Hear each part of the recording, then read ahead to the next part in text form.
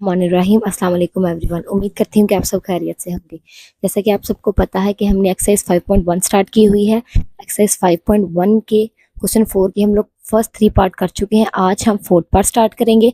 अगर आपने first 3 part की वीडियो नहीं देखी तो उनका लिंक डिस्क्रिप्शन बॉक्स में दे दूंगी, वहां से देख लीजिएगा। आइए पार्ट 4 स्टार्ट करते हैं। पार्ट 4 हमारे पास क्या गिवन है, 4x - 3y less than equal किससे है, 12 से। और सेकंड हमारे पास क्या है, x ग्रेटर देन इक्वल हमारे पास क्या है, -3/2 से। सबसे पहले हमारे पास जो फर्स्ट लाइन है वो क्या है, 4x - 3y, इसको इक्वल किसके करेंगे, 12 के।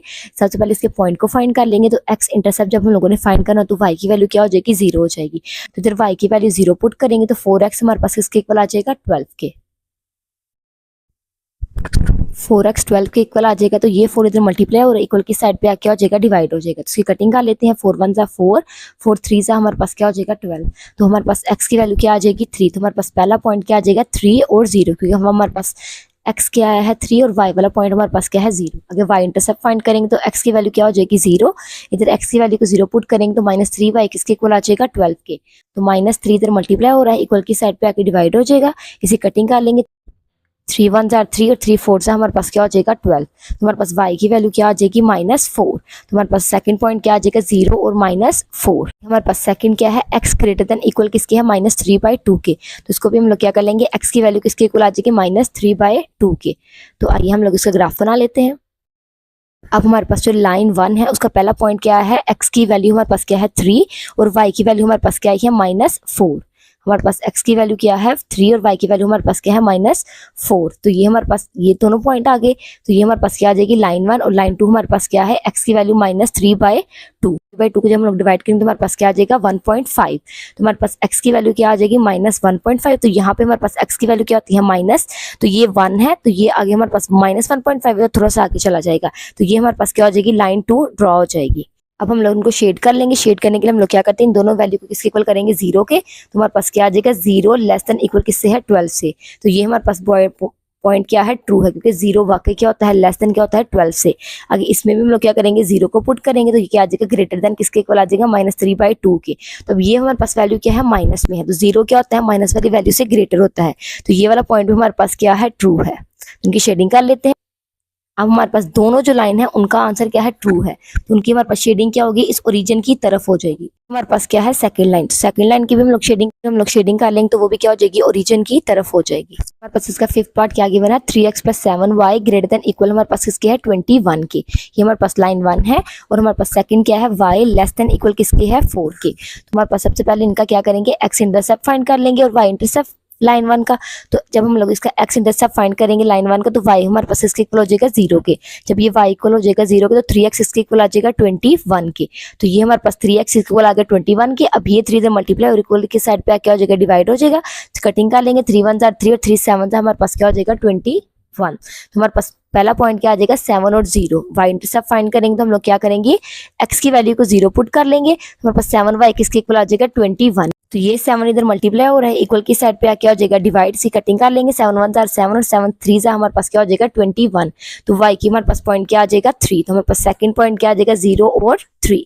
अब हमारे पास लाइन 2 क्या है, y लेस देन इक्वल किसके है, 4 के। तो हमारे पास यानी कि y किसके इक्वल आ गया, 4 के। तो हम लोग इनके लाइंस को ड्रॉ कर लेते हैं। पहली लाइन क्या है, उसमें x की वैल्यू क्या आई है, 7। तो ये हमारे पास x की वैल्यू की हम लोग क्या कर लेंगे, 7 पे ड्रॉ कर लेंगे।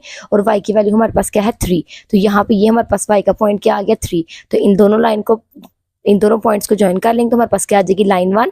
और हमारे पास लाइन 2 क्या है, y की वैल्यू किसके इक्वल है, 4 की। तो ये हमारे पास लाइन किसकी होती है, y की। तो y की इक्वल वैल्यू आ गई 4। तो ये हमारे पास लाइन ड्रॉ कर लेंगे।